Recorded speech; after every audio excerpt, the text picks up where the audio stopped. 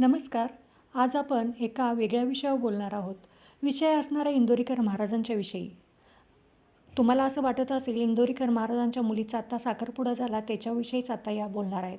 परंतु असं नाही. गेल्या काही दिवसापासून इंदोरीकर महाराजांची मुलगी ज्ञानेश्वरी हिचा साखरपुडा इंदोरीकर महाराजांनी अगदी थाटामाटात करून दिला.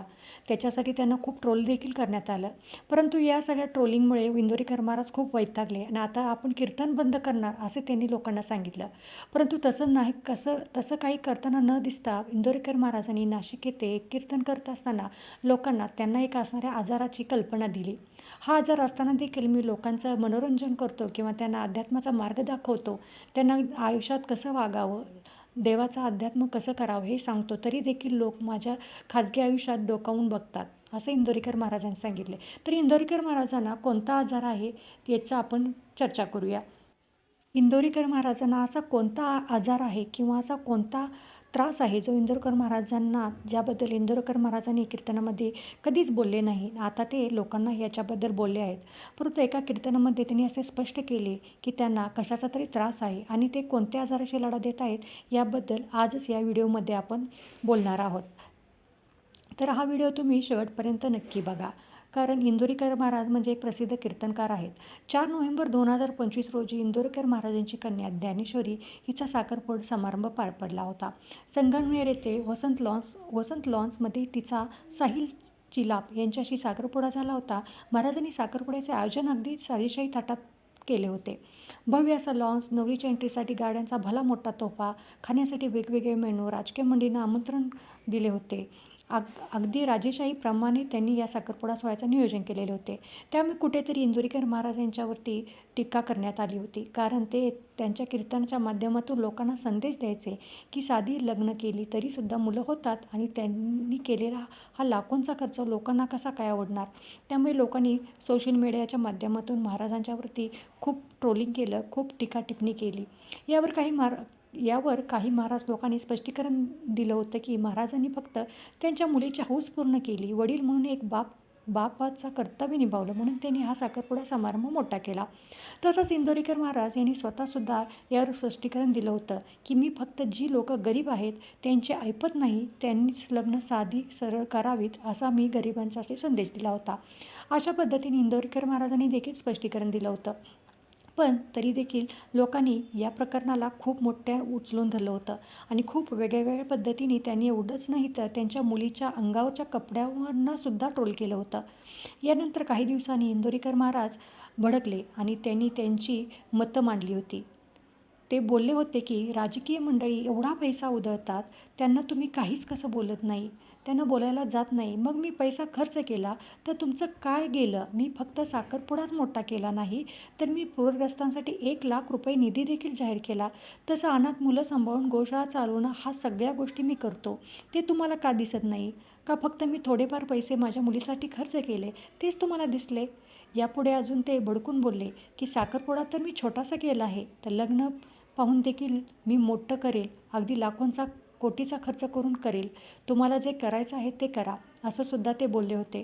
तसेच माझ्या मुलीच्या कपड्याहून बोलले आता मी कीर्तनाची सेवा खाली ठेवतो, असं सुद्धा महाराज बोलले होते. परंतु त्यांनी काही कीर्तन सेवा बंद केली नाही आणि कीर्तन चालूच ठेवलं. यावर सुद्धा काही लोक टीका कमेंट करत म्हटले होते की महाराजांना पैसा कमवायची लालसा आहे, ते कधीच कीर्तन सेवा बंद करणार नाहीत. फक्त आणि फक्त लोकांचे सांत्वन मिळण्यासाठी आणि लोकांची सहानुभूती मिळण्यासाठी महाराज असे बोलत आहेत. अशा अनेक पद्धतीच्या नकारात्मक टीका महाराजांच्यावरती झाल्या होत्या. हे सगळं प्रकरण जवळपास 15 ते 3 आठवडे चाललं होतं. त्यानंतर आता तरी सध्या सगळं काही शांत आहे. परंतु महाराजांनी नाशिक येथे एक कीर्तन केलं होतं. त्यामध्ये महाराज बोलले की मी फक्त जो पैसा माझ्या मुलीच्या साखरपुड्यासाठी खर्च केला, यावरून मला लोक इतक्या खालच्या पातळीवर जाऊन बोलले. यासाठी मी किंवा माझ्या परिवाराने किती कष्ट घेतले, किती कष्ट सहन केले, कुणालाच काही दिसत नाही. मी दिवस रात्र एक केले. 8 दिवस मी माझ्या परिवारापासून, मुलाबाळांपासून दूर राहायचो. एका दिवसात 3 कीर्तनं करत होतो. साधी सोपी गोष्ट नाही. मी रस्त्यावर खाऊन, रस्त्यावर झोपून, रस्त्यावर राहून कीर्तन केली. वयाची 30 वर्षे मी समाजकार्यासाठी घालवली, समाज प्रबोधनासाठी घालवली. तरीसुद्धा लोकांनी त्याचा अर्थ खूप वाईट प्रकारे मला फळ दिलं आहे, असं इंदोरीकर महाराज व्यक्त झाले होते. यानंतर मात्र महाराज असं बोलले की मी जे बोलतो ते अगदी देठापासून बोलतो. मला हृदयाचा आजार आहे, मला कधीही किक बसू शकते, मी कधीही जाऊ शकतो. माझ्या हृदयावर एका साईडला सूज आलेली आहे, ती म्हणजे बोलून बोलून माझ्या हृदयावरती सूज आलेली आहे. माझ्या सगळ्या बरकड्या सैल झाल्या आहेत. कधीही माझा जय हरी विठ्ठल होऊ शकतो. तरीसुद्धा मी दिवसाला 3 कीर्तनं करतो. हलक्या हाती सहज 3 कीर्तन मी दिवसाला करतो, नाहीतर मला झोपच येत नाही. आणि जर सापडलं तर 4थंसुद्धा करतो. आणि जवळचं असेल तर एका दिवसाला मी 5-5 कीर्तन करतो. माझ्या उभ्या आयुष्यात मी आजपर्यंत कधी 1 किंवा 2 असं कीर्तन केलेलंच नाही. 5 कीर्तन करण्याचा माझा विक्रम आहे. पण कमीत कमी मी 3 तरी कीर्तनं नेहमीच करतो. इंदोरीकर महाराज कीर्तनाबद्दल बोलले.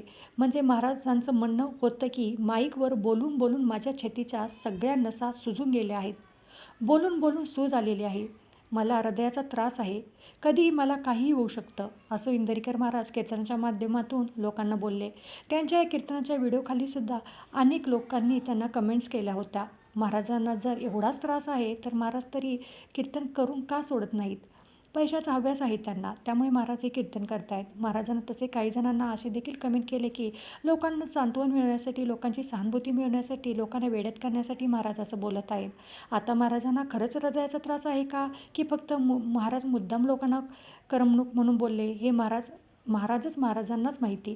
पण एक गोष्ट मात्र नक्की आहे की महाराजांचं बोलणं जास्त असतं, कीर्तन करणं जास्त असतं आणि अति बोलल्यामुळे आणि अगदी कळवळून बोलल्यामुळे हृदयाच्या नसावरती आणि पोटांच्या नसावरती ताण येतो. महाराजांनी मीडियावाल्यांवर टीका केली होती की या मीडियावाल्यांनी 8 दिवसात माझं जगणं मुश्किल केलं, माझ्यासारख्या चांगल्या माणसाला बदनाम केलं, असं काही महाराज लोकांना बोलत होते. मी कीर्तन करणार नाही, फेटा आता खाली ठेवणार आहे, 3 दिवसात माझा निर्णय मी सांगून टाकणार आहे, क्लिप बनवून त्यांनी लोकांना जाहीर केलं होतं. सगळ्यांना माझा निर्णय मी ऐकवणार आहे, परंतु महाराजांनी तसं काही केलं नाही. आज त्या गोष्टी जवळजवळ 4 डिसेंबर येईल तेव्हा 1 महिना पूर्ण होऊन जाईल. असे महाराजांनी कीर्तनाची सेवा चालूच ठेवावी असं सगळ्यांना वाटतं. हे चांगलं काम आहे. फक्त आजपर्यंत जे दुसऱ्यांच्या सुना किंवा लेकीबाळींना महाराज बोलत आलेले आहेत, यापुढे त्यांनी असे बोलू नये, एवढंच. केवळ फक्त अध्यात्मावरती कीर्तन करावं, जेणेकरून लोकांना देखील त्यांच्यावरती नकारात्मक टीका करता येणार नाहीत. आता लवकरच त्यांच्या कन्येचं लग्न देखील होणार आहे. सगळ्यांनी त्यांच्या मुलीला शुभ आशीर्वाद द्यावेत.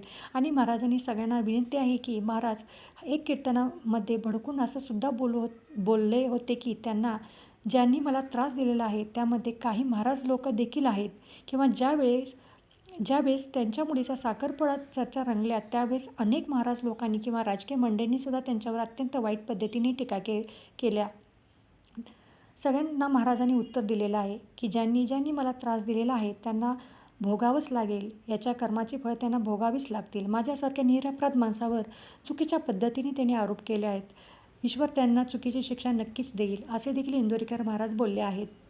तर तुम्हाला याच्यावरती काय वाटतं हे मला कमेंट करून नक्कीच सांगा. धन्यवाद.